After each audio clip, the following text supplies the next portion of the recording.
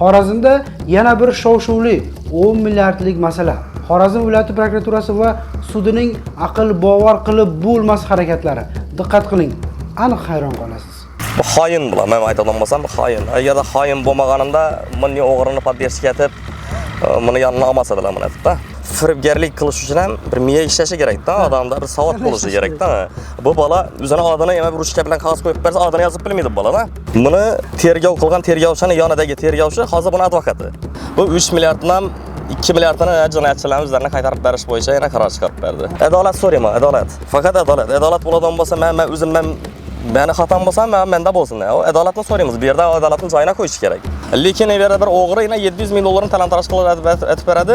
Hech narsa suvdan chiqib, quri chiqib qoladi. Bu yerda jabrini men chekaman, boshqa odamlar chekadi.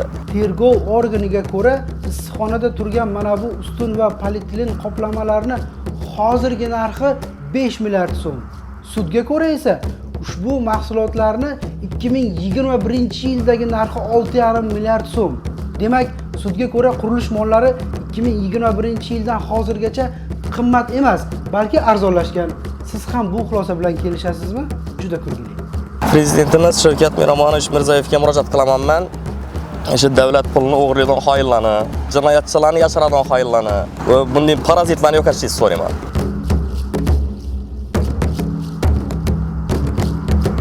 Urganch shahrida joylashgan MCJ mansabdor shaxslari Xorazm viloyati prokuraturasidagi ba'zi tankalarga ishonib, O'zsanat qurilish bank Xorazm mintaqaviy filialidan 700 ming AQSh dollari miqdoridagi kredit mablag'larini o'zlashtirish yo'li bilan talon-taroj qilib olishga erishganlar.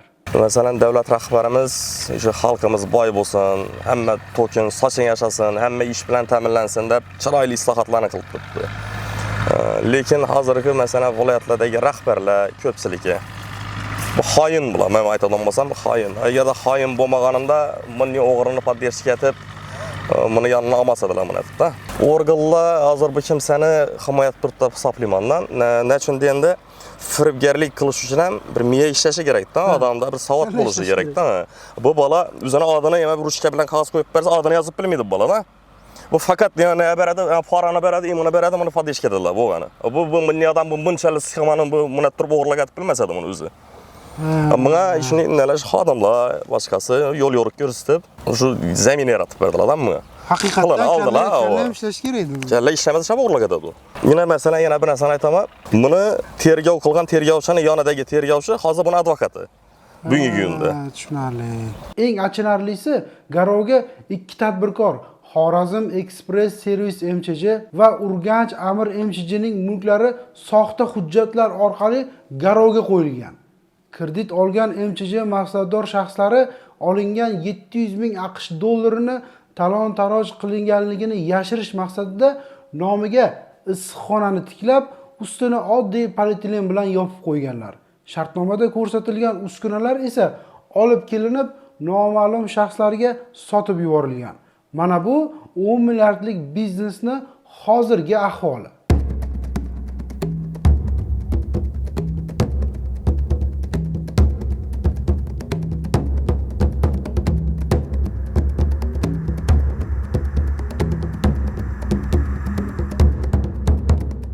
Bundan xabar topgan O'zsanat qurilish bank Xorazm mintaqaviy filiali tomonidan 700 minglik issiqxona bo'yicha monitoring o'tkazilib, o'zlashtirish jinoyati sodir qilganligi sababli hujjatlarni Xorazm viloyati prokuraturasiga yuborganlar. 2022-yil 23-noyabr kuni mazkur holat bo'yicha Jinoyat kodeksining 167-moddasi 3-qismi A bandi bilan jinoyat ishi qo'zg'atilgan. Jinoyatchi aniq, jinoyat aniq, lekin Xorazm viloyati prokuraturasi 2022-yil ochilgan jinoyat ishini 2025-yil may oyiga qadar sababsiz cho'zib keldi. Bojxona hujjatlarida kredit evaziga olingan uskunalarning to'liq olib kelinganligi ko'rsatilgan. Bundan tashqari, MCJ rahbari bankka ham ushbu uskunalar olib kelinganligi haqida yozma ravishda ma'lumot bergan. Shu asosda bank ularni garovga olgan. Hozir esa xuddi shu rahbar o'z og'zi bilan xitoyliklar meni aldadi, uskunalar to'liq kelmadi deb javobgarlikdan qochishga urinmoqda. Xorazm viloyati prokuraturasiga Bosh prokuraturaga to'xtovsiz qilingan murojaatlar, ijtimoiy tarmoqda bir necha marotaba prezidentga murojaat qilib yordam so'ralganidan keyin jinoyat ishining tergovi 2025-yil may oyida qayta tiklangan. MChJ rasmiy rahbari, ya'ni shartnoma tuzgan, kreditni olgan, majburiyatni va javobgarlikni olgan, pullarni hisob raqamiga tushirtirgan rahbar javobgarlikdan qutulib, jinoyat ishi bo'yicha aybdor deb MChJ ta'sischisi topilgan. Qoyilmisiz? Buni o'g'irlik etganligi, talon-taroj etilganligi fakt isbotlandi, ko'rindi hamma narsada. Lekin men go'y qilyapman, bu yerdan meni mulklarim garovda ketadi. Bu hech narsa 30 metr bu. Ya qamalib ketgani yo'q bu, ya bir masalan bo'yna majburiyat yuklangani yo'q buni. Hamma narsa 30 qilyapman bunda. Ha, 10 milliard kreditni oldi, garovga qo'ydi. Shunchaki chiqib ketyapti, siz mulkingizdan ayrilasiz. Shunday nova. Davlat puli ham yo'q ketibdi. Bu ina hozir toza shikoyat bilan chiqibdi bular. Bularni auksionda turgan mulkini tezroq sotishga bir netib bering, bular sun'iy to'xtatib o'tiribdi auksionni. Bularning mulki sotilsa, bizlar nelarimiz beklanaradi, to'lanaradi degan bir maqsadda mazmunda men shikoyat bilan chiqqan advokat. U nima uchun hisob oladi bu yerda? Jinoyat ishi bo'yicha moddiy zarar 700 ming AQSh dollari bo'lsa-da, Xorazm viloyati prokuraturasi tomonidan ushbu zarar kamaytirilib 269 ming AQSh dollariga tushirilgan. Ushbu zarar so'mga hisoblanib, aybdor tomonidan Xorazm viloyati prokuraturasining depozit hisob raqamiga 2 milliard 840 million so'm to'langan. Jinoyat ishi 2025-yil iyun oyida sudga yuborilgan. Eng shubhalisi, jinoyat ishida yangi dalillar yo'q. 2022-yilda to'plangan dalillar bilan aybdorning aybi to'la tasdiqlangan.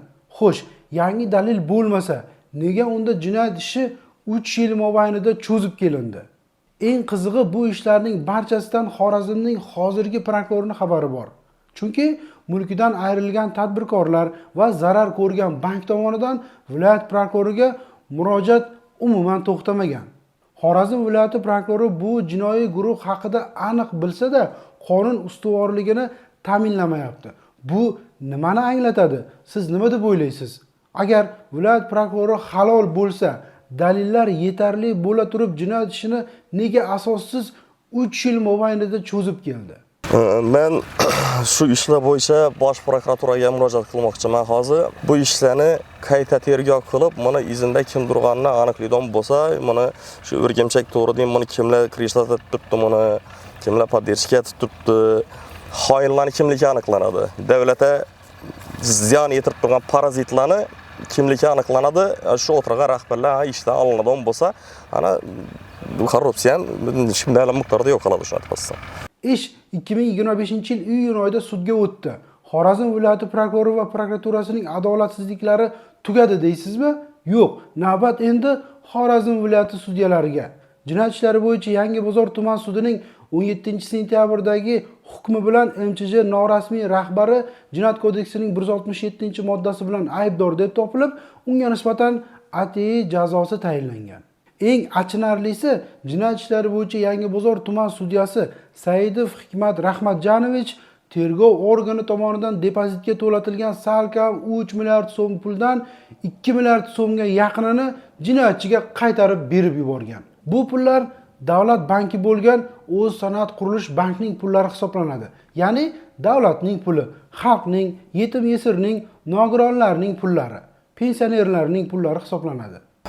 Jinoyat ishlari bo'yicha Yangibozor sudidan noroziligimning asosiy nalaridan biri tergovda ayblov e'lon qilinib, bizda aslida ko'proq bo'lsa ham 3 milliard so'm talon-taroj qilingan degan bir xulosani beradilar. Keyin 3 milliard so'm depozitga to'latadilar bu aybdorlar tomonidan. Endi Yangibozor tuman sudasi bu 3 milliarddan 2 milliardni jinoyatchilarning o'zlarini qaytarib berish bo'yicha yana qaror chiqarib berdi. Parnik, qimmatroq, hech qilib bo'lmaydigan narsalarni asoslantirdi. Shu sababli men Yangibozor tuman sudi xatti-harakatlaridan noroziman. Sababi o'ylanib qaraydigan bo'lsak ham, respublikamiz masalan shu chetdan valyuta kirizish bo'yicha har xil bitimlarni tuzib, shartnoma import eksport bo'yicha shunchalik ishdan olib borib turibdilar. Tergov organiga ko'ra, issiqxonada turgan mana bu ustun va polietilen qoplamalarni hozirgi narxi 5 milliard so'm. Sudga ko'ra esa ushbu mahsulotlarni 2021-yildagi narxi 6,5 milliard so'm. Demak, sudga ko'ra qurilish mollari 2021-yildan hozirgacha qimmat emas, balki arzonlashgan. Siz ham bu xulosa bilan kelishasizmi? Juda kulgili. Adolat so'rayman, adolat. Faqat adolat. Adolat bo'ladigan bo'lsa, men o'zim meni xatam bo'lsa, menda bo'lsin. Adolatni so'raymiz. Bu yerda adolatni joyiga qo'yish kerak. O'sha adolat joyiga qo'yilgandan keyin hammada ruh bo'ladi, hammada bir ko'taranki kayfiyat bo'ladi. Adolatdan hech kim norozi bo'lmaydi. O'zbekistonlik qanchadan qancha musofirlar chet ellarda sarson bo'lib 400-500 AQSh dollari oylik uchun qora ishlarini qilishga majbur bo'lmoqdalar. Bularning sababi ayrim mansabdor shaxslarning shunga o'xshash harakatlari emasmi? Lekin bu yerda bir o'g'ri 700 ming dollarni talon-taroj qilib aytib beradi. Hech narsa suvdan chiqib, quri chiqib qoladi. Bu yerda jabrini men chekaman, boshqa odamlar chekadi. Prezidentimiz Shavkat Miromonovich Mirziyoyevga murojaat qilaman men. O'sha davlat pulini o'g'irlaydigan xoinlarni, jinoyatchilarni yashiradigan xoinlarni tizimdan olib tashlashni, bir islohot qilib, yana bir tozalashni o'tkazib, bunday parazitlarni yo'qotishni so'rayman. Bu murojaatingizni biz albatta yoritamiz. O'ylaymizki, Oliy sud tomonidan, Sudyalar Oliy kengashi tomonidan nazoratga olinib, aybdorlarning xatti-harakatiga huquqiy baho berishadi degan umiddamiz. Biz bu mavzuga yana qaytamiz.